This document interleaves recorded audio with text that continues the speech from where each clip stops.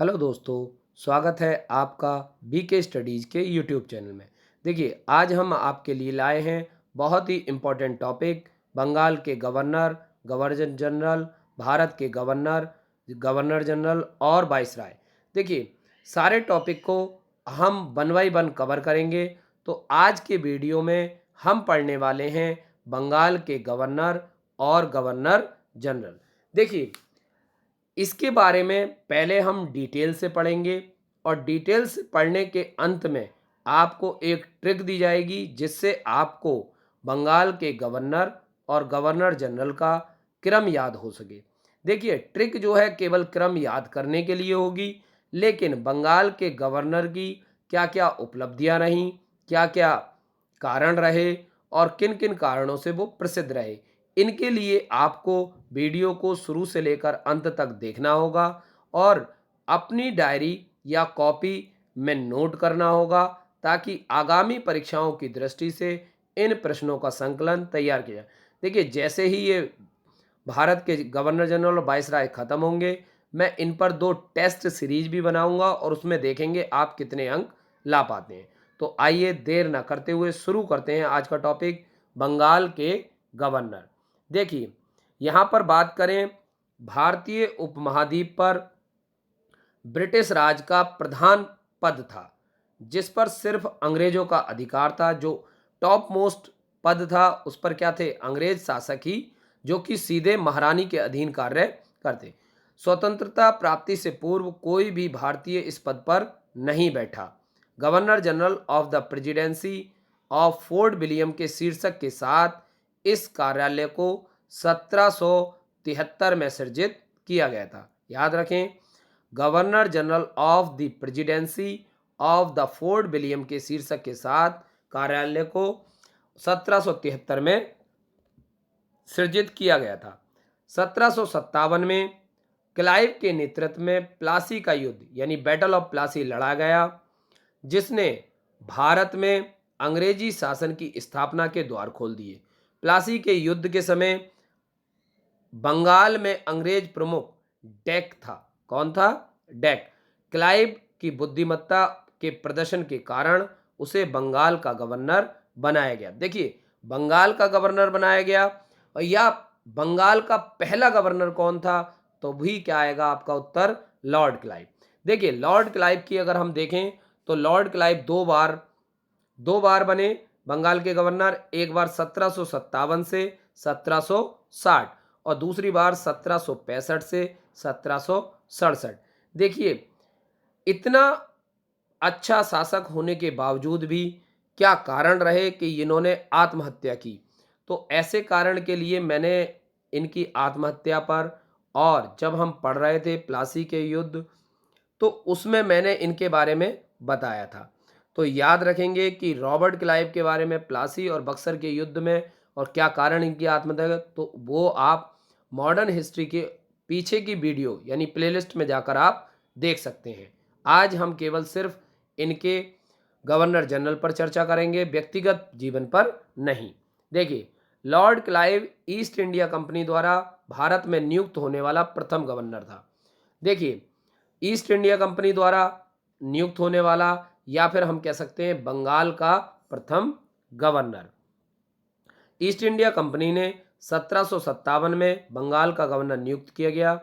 Lord Clive को भारत में अंग्रेजी शासन का जन्मदाता माना जाता है। देखिए, कई प्रश्नों में पूछा जाता है अंग्रेजी शासन का जन्मदाता कौन है? तो जन्मदाता यानी प्रशासन के तौर पर, देखिए अभी तक अंग्रेज जो है वे व्यापार को लेकर सुदृढ़ थे, लेकिन प्रशासन में इतना नहीं थे। लेकिन प्रशासन को लेकर किसने सुदृढ़ बनाया? रॉबर्ट क्लाइव ने। इसीलिए इन्हें अंग्रेजी शासन का जन्मदाता माना जाता है। अब मुख्य कार्य, तो मुख्य कार्य में इनका था एक दीवानी की प्राप्ति, यानी अब ये दीवानी लिया करते थे। दूसरा था व्यापार समिति, इन्होंने व्यापार समिति बनाई। तीसरा था श्वेत विद्रोह। अब श्वेत विद्रोह क्या है? देखिए, श्वेत विद्रोह अंग्रेजों द्वारा अंग्रेजों के ही खिलाफ किए जाने वाला विद्रोह क्या कहलाता था? श्वेत विद्रोह। क्योंकि सैनिकों को उपहार और भत्ते देना, दोहरा भत्ता क्या कर दिया था? बंद। अब जब बंद हो जाएगा तो सैनिक क्या करेंगे? क्योंकि ज़्यादातर सैनिक ब्रिटिश थे। अब ब्रिटिश थे तो इसलिए इस विद्रोह का नाम क्या पड़ा? श्वेत विद्रोह। द्वैत शासन, द्वैत शासन के जनक लियोनिस लियोनिस कार्डिस को माना जाता है। देखिए, द्वैत शासन जब लगा था तो 1765 से 67 के बीच लगा था और उस समय वेरेलस्ट कार्यवाहक, लेकिन जब द्वैत शासन को प्रभावी रूप से लागू किया तब तक लॉर्ड क्लाइव आ चुके थे। राजा वसूलने, सैनिक संरक्षण, विदेशी मामले कंपनी के अधीन थे, जबकि शासन चलाने की जिम्मेदारी नवाबों के। देखिए, जो संधि हुई थी उसके तहत शासन की बागडोर अभी भी नवाबों के हाथ में थी। बर्क ने क्लाइव को बड़ी बड़ी नींव रखने वाला कहा है। देखिए, बर्क थे एक राइटर, उन्होंने क्या कहा, उन्होंने क्लाइव को बड़ी बड़ी नींव रखने वाला कहा, जबकि पर्सिवल स्पीयर ने इसे भविष्य का अग्रदूत कहा। भविष्य का अग्रदूत कहा। क्लाइव ने इंग्लैंड जाकर आत्महत्या की। देखिए, जो बच्चे पुरानी वीडियो पढ़ चुके हैं तो वो मुझे कमेंट बॉक्स में रॉबर्ट क्लाइव की आत्महत्या का कारण बताएंगे। आज बात करते हैं नेक्स्ट आते हैं दूसरे नंबर पर हॉलवेल। देखिए, हॉलवेल को क्लाइव के बाद कार्यवाहक के तौर पर गवर्नर बनाया गया था।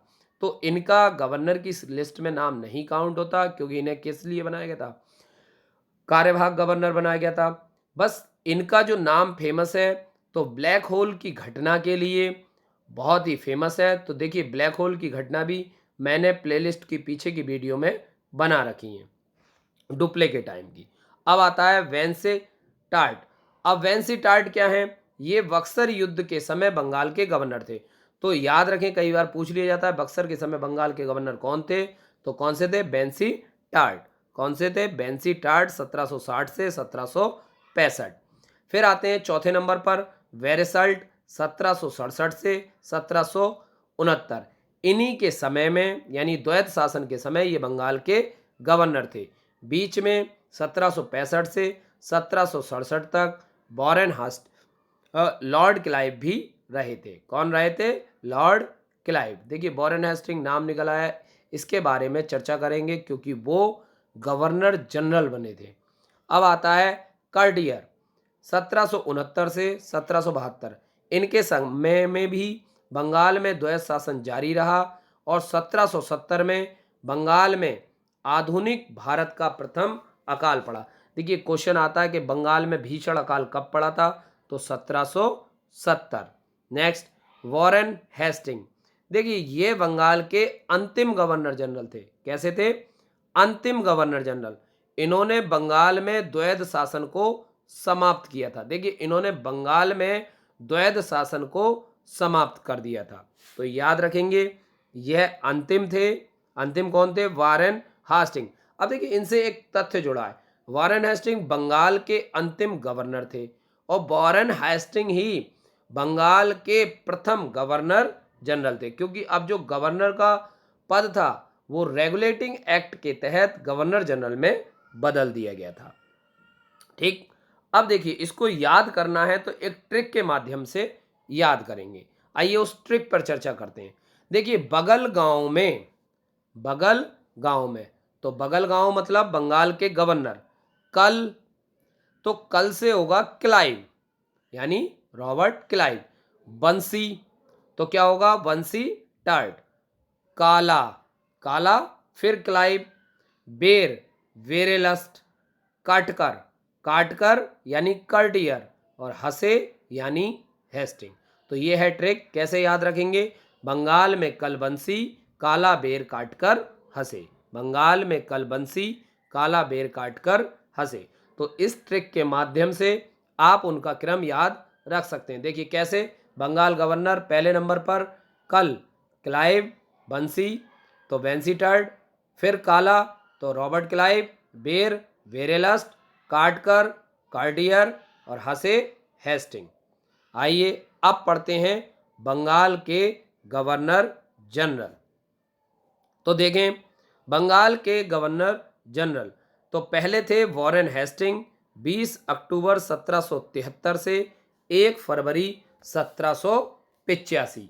देखिए, 20 अक्टूबर 1773 से 1 फरवरी 1785। देखिए, 1773 ईस्वी में रेगुलेटिंग एक्ट के द्वारा वॉरेन हेस्टिंग को बंगाल का प्रथम गवर्नर जनरल बनाया गया, जिसने बंगाल में स्थापित द्वैध शासन प्रथा को समाप्त कर दिया। इन्होंने क्या किया? बंगाल में स्थापित द्वैध शासन प्रथा को समाप्त कर दिया। हेस्टिंग के समय रेगुलेटिंग एक्ट 1774 के तहत उच्च न्यायालय की स्थापना की गई। तो देखिए, रेगुलेटिंग एक्ट 1773 के तहत, देखिए रेगुलर 1773 है, लेकिन स्थापना कब की गई? 1774 में। इसके अलावा प्रत्येक जिले में फौजदारी तथा दीवानी अदालतों की स्थापना की। साथ ही हेस्टिंग ने बंगाली ब्राह्मण नंद कुमार पर झूठा आरोप लगाकर न्यायालय से फांसी की सजा दिलवाई। देखिए, नंद कुमार अभियोग, अगर इसको पढ़ें तो ये घटना है 1775 की। तो नंद कुमार क्या थे? नंद कुमार एक मुर्शिदाबाद का भूतपूर्व क्या थे? दीवान थे। अब ये दीवान थे, तो वारेन हेस्टिंग का आरोप था कि मीर जाफर की विधवा मुन्नी बेगम के, मीर जाफर की कौन? विधवा मुन्नी बेगम के अल्पवयस्क नवाब मुबारक उद्दौला, क्या याद रखेंगे? विधवा बेगम कौन थी? मुन्नी बेगम। कौन थी? मुन्नी बेगम। और उनके पुत्र कौन थे? तो पुत्र थे मुबारक उद्दौला। कौन थे? मुबारक उद्दौला को संरक्षण के लिए 3.5 लाख रुपए घूस लिया। इन्होंने क्या लिया? दीवान साहब ने 3.5 लाख रुपए घूस लिया। न्यायालय इग्पे हेस्टिस का मित्र था, जो इसलिए जालसाजी में नंद कुमार को क्या कर दी गई? फांसी दे दी गई। इस मुकदमे को न्यायिक हत्या की संज्ञा दी गई है। तो याद रखेंगे, कभी क्वेश्चन आ जाए कि न्यायिक हत्या की संज्ञा किसे दी गई है, तो नंद कुमार अभियोग 1775। तो ये भी याद रखेंगे। इसके अलावा प्रथम एवं द्वितीय आंग्ल मराठा युद्ध हेस्टिंग के समय में हुए थे। तो याद क्या रखेंगे? प्रथम व द्वितीय आंग्ल मराठा युद्ध किसके समय में हुए थे? तो हेस्टिंग के समय में हुए थे। उसके बाद भारत का पहला अखबार हिक्की गजट, कौन सा? हिक्की गजट, जो औपचारिक रूप से बंगाल गजट के रूप से जाना जाता था, कोलकाता में 29 जनवरी 1780 में जेम्स अगस्त हिक्की के द्वारा साप्ताहिक समाचार पत्र प्रथम बार प्रस्तुत या प्रकाशित हुआ। 29 जनवरी को समाचार पत्र दिवस के रूप में मनाते हैं। इसीलिए क्या मनाते हैं? समाचार पत्र के दिवस के रूप में मनाते हैं। अब आता है प्रथम आंग्ल मराठा युद्ध। तो 1775 से 1782 तक आंग्ल मराठा युद्ध चला, जो सालवाई की संधि से समाप्त हुआ। द्वितीय आंग्ल मराठा युद्ध, द्वितीय आंग्ल मराठा युद्ध 1780 से 1784 तक चला, जो मंगलौर की संधि के द्वारा समाप्त हुआ। हेस्टिंग के समय में 1784 ईस्वी को एशियाटिक सोसाइटी ऑफ बंगाल की स्थापना हुई, यानी एएसबी की स्थापना हुई, Asiatic society of Bengal. Hasting के समय में ही बोर्ड ऑफ रेवेन्यू की स्थापना हुई। याद रखेंगे, बोर्ड ऑफ रेवेन्यू की स्थापना हुई। हेस्टिंग ने 1781 में कलकत्ता में प्रथम मदरसा की स्थापना की। प्रथम मदरसे की स्थापना भी किसने की थी? हेस्टिंग ने। हेस्टिंग के समय में 1782 में को जोनाथन डंकन ने बनारस में संस्कृत विद्यालय की स्थापना की। तो याद रखेंगे, संस्कृत विद्यालय की स्थापना किसने की थी? जोनाथन डंकन ने। किसके शासनकाल में? 1782। वारेन हेस्टिंग के समय में ही पिट्स इंडिया एक्ट पारित हुआ, जिसके द्वारा बोर्ड ऑफ कंट्रोल की स्थापना हुई।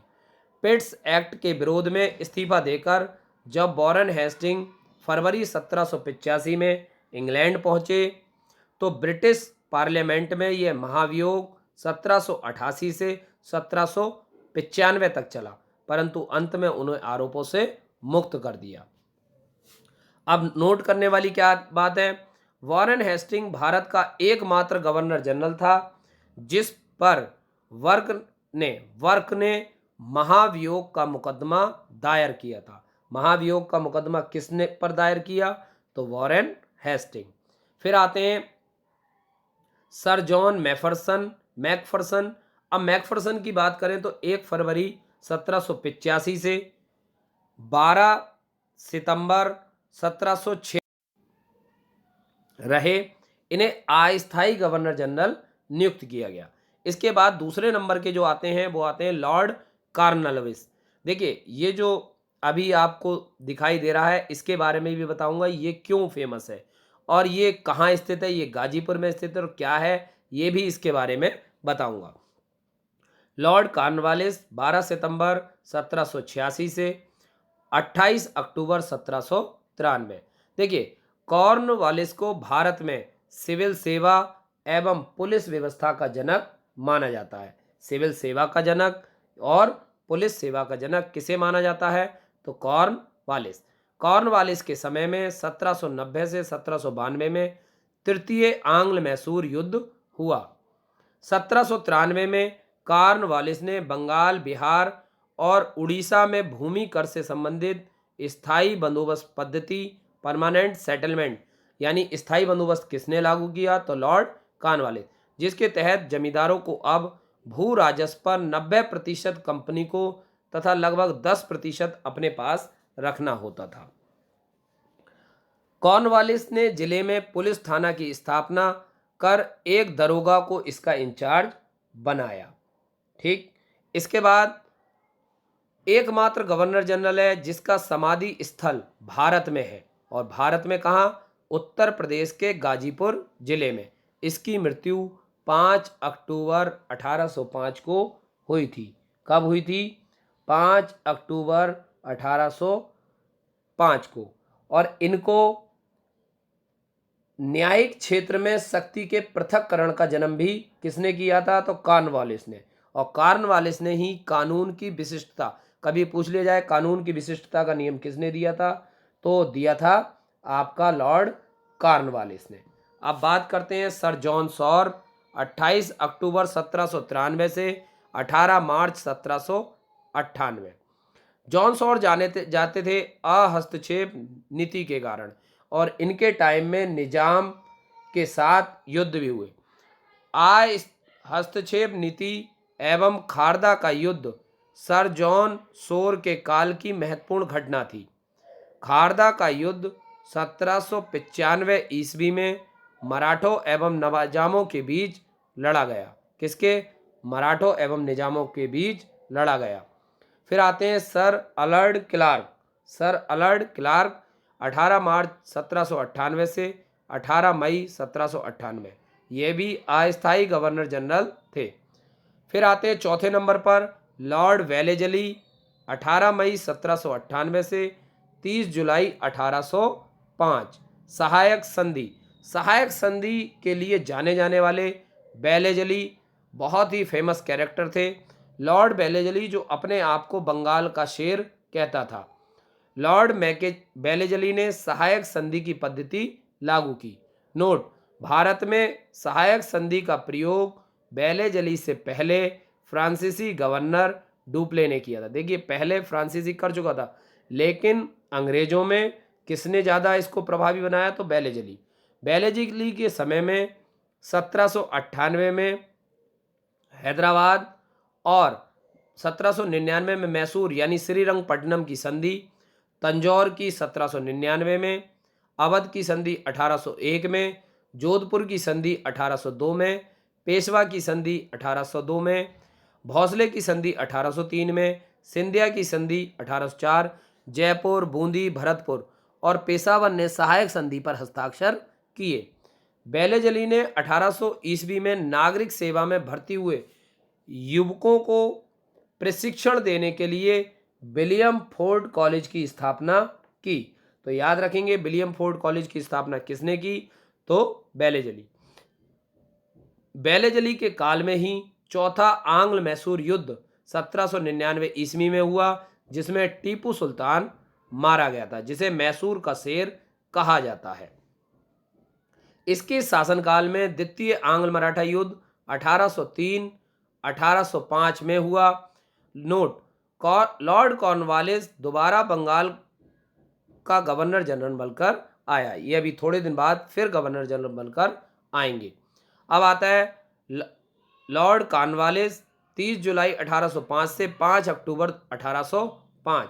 1805 में लॉर्ड कॉर्नवालिस का दूसरा कार्यकाल शुरू हुआ, परंतु शीघ्र ही उनकी मृत्यु हो गई। अब आते हैं सर जॉर्ज वारलो। 10 अक्टूबर 1805 से 31 जुलाई 1807। 1805 ईस्वी की राजपुर घाट की संधि एवं 1806 ईस्वी में का बेल्लौर में सिपाही विद्रोह इनके शासनकाल की महत्वपूर्ण घटना थी। राजपुर घाट की संधि 1805 ईस्वी में धैलकर एवं सर जॉन वार्लो के मध्य हुई थी। होलकर, धैलकर नहीं है, इसे कर लेंगे होलकर। होलकर व सर जॉन वार्लो के मध्य हुई थी। छठे नंबर पर आते हैं लॉर्ड मिंटो। 31 जुलाई 1807 से 4 अक्टूबर 1813। अमृतसर की संधि चार्टर एक्ट इनके काल की महत्वपूर्ण घटना थी।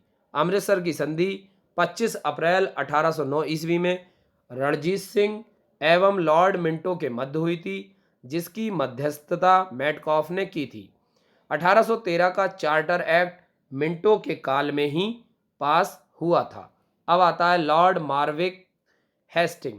तो 4 अक्टूबर 1813 से 9 जनवरी 1923। हेस्टिंग के कार्यकाल में 1814 से 1816 ईस्वी को आंग्ल नेपाल युद्ध हुआ था। इसमें नेपाल के अमर सिंह को आत्मसमर्पण करना पड़ा। मार्च 1816 में हेस्टिंग और गोरखों के बीच संगोली की संधि के द्वारा आंग्ल नेपाल युद्ध का अंत हुआ। इसी संधि के कारण वर्तमान में भारत और नेपाल के बीच काला पानी सीमा का विवाद चल रहा है। संगोली की संधि के द्वारा काठमांडू में एक ब्रिटिश रेजिडेंस रखना स्वीकार किया गया। इस संधि के द्वारा अंग्रेजों को शिमला, मसूरी, रानीखेत और नैनीताल प्राप्त हुए। हेस्टिंग के ही कार्यकाल में तृतीय आंग्ल मराठा युद्ध 1817 से 1818 हुआ और 1818 में हेस्टिंग ने पेशवा के पद को समाप्त कर दिया। तो याद रखेंगे, पेशवा के पद को किसने समाप्त किया? तो हेस्टिंग ने। 1817-18 में ही पिंडारियों का दमन किया, जिसके प्रमुख नेता कौन थे? चीतू, बासिल मोहम्मद और करीम खां। चीतू, बासिल मोहम्मद, करीम खां और एक थे अमीर खां। 4 प्रमुख नेता थे। अब इनमें करीम खां ने मेलकम के समक्ष समर्पण किया था। क्या किया था? करीम खां ने मेलकम के समक्ष समर्पण किया था और गोरखपुर की गौस की जागीर प्रदान। और इसी समय, अब इसी में देखें, जो ये पिंडारी थे, पिंडारियों को जो मराठा सरदार थे माधवराव होलकर, उन्होंने इन्हें सुनहरा रंग का झंडा प्रदान किया था। तो उसके लिए वेलकम ने इन्हें मराठा शिकारियों के साथ शिकारी कुत्ता की संज्ञा दी थी। शिकारी कुत्ता किसे कहा था? तो याद रखेंगे, माधवराव होलकर। तो किसे कहा था? माधवराव होलकर। तो पिंडारी के दमन के लिए उत्तरी सेना का नेतृत्व लॉर्ड हेस्टिंग ने, जबकि दक्षिणी सेना का नेतृत्व थॉमस हिस्लोप ने किया था। 2010 में फिल्म वीर पिंडारी करीम खान के सहायक पृथ्वी सिंह के पुत्र वीर की भूमिका पर आधारित थी, जिसमें मुख्य भूमिका निभाई थी सलमान खान ने। लॉर्ड जॉन एडम्स 9 जनवरी 1823 से 1 अगस्त 1823 इन्हें अस्थायी गवर्नर जनरल नियुक्त किया गया। इन्हीं के समय में प्रेस पर प्रतिबंध लगा दिया गया था। अब आते हैं लॉर्ड एम हर्स्ट। 1 अगस्त 1823 से 13 मार्च 1828।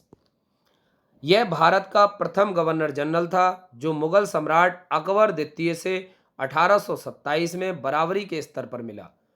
लॉर्ड एमहर्स्ट के शासनकाल में 1824 से 26 ईस्वी को बंगाल यानी प्रथम आंग्ल बर्मा युद्ध लड़ा गया। 1824 ईस्वी का बैरकपुर का सैन्य विद्रोह भी लॉर्ड एमहर्स्ट के समय में ही हुआ, जिसका प्रमुख कारण था भारतीय सैनिकों को बर्मा जाकर युद्ध करने से मना करना, क्योंकि समुद्र पार जाना इनके धर्म के खिलाफ था। 1825 में ब्रिटिश सेना के सैनिक कमांडर ने बर्मा सेना को परास्त कर 1826 ईस्वी में यांडूब की संधि की थी। कौन सी संधि की थी? यांडूब की संधि की थी।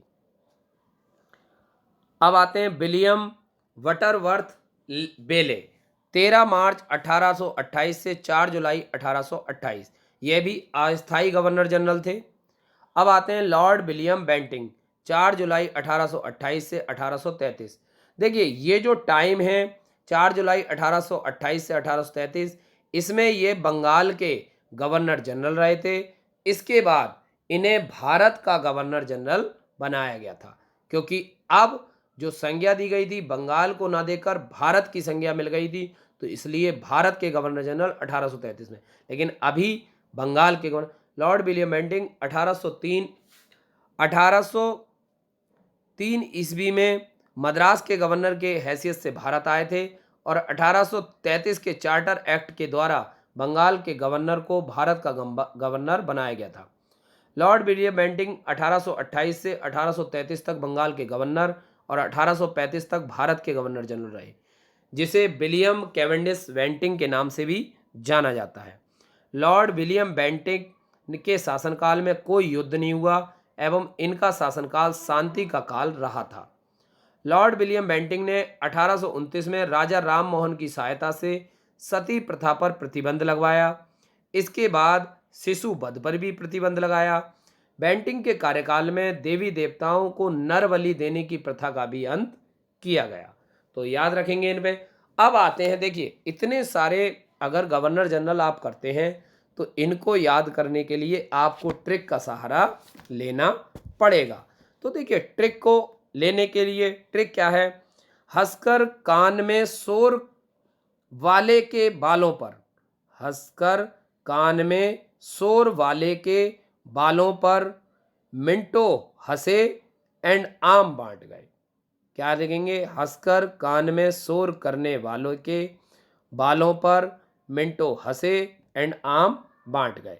देखिए हंसकर कान में शोर वाले के बालों पर, तो हंसकर हेस्टिंग, कान कार्नवालिस, शोर जॉनशोर, वाले वेलेजली के दोबारा कार्नवालिस आए, बालों पर तो वार्लो जॉर्ज वार्लो, पर खाली, मिंटो लॉर्ड मिंटो, हंसे लॉर्ड हेस्टिंग। देखिए वो वॉरेन हेस्टिंग थे, ये लॉर्ड हेस्टिंग। एंड एडम्स जो कि कार्यवाहक थे, बता चुका हूं। आम यानी एमहर्स्ट, और बांट गए मतलब वेंटिंग। तो इस तरीके से आप इस ट्रिक के माध्यम से बंगाल के गवर्नर जनरल को याद रख सकते हैं, जो कि आपको याद करने में बहुत ही आसान रहेगा। अब आपको कमेंट बॉक्स में बताना है कि आपको ट्रिक कैसी लगी, साथ ही हमारा वीडियो कैसा लगा। क्या हमें अगला वीडियो जो कि होगा भारत के गवर्नर जनरल बनाना चाहिए? अगर आपको वीडियो पसंद आती है और आप चाहते हैं कि प्लेलिस्ट में अगला वीडियो भारत के गवर्नर जनरल आए, तो अपने कमेंट में यस जरूर लिखें।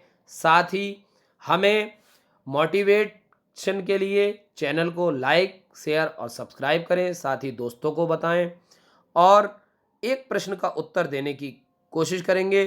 तो ब्लैक होल की घटना किसके शासनकाल में हुई थी? तो ये आपको बताना है और इस प्रश्न का उत्तर भी आपको कमेंट बॉक्स में लिखना है।